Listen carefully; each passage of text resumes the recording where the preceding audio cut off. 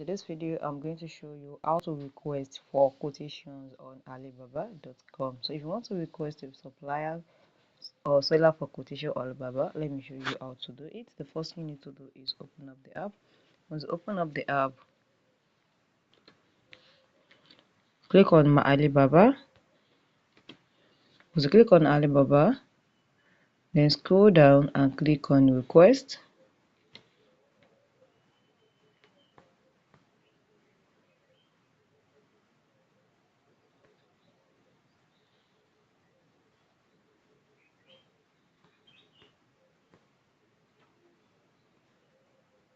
You can see there's request here. Click on request, and this is it. You have make sure that you have item that you have already wanted to add to your cart before you do your request. Once you add an item to your cart, you'll be able to do request your quotation very easily here. So guys, if you find this video helpful, show us a like button, drop a comment and subscribe.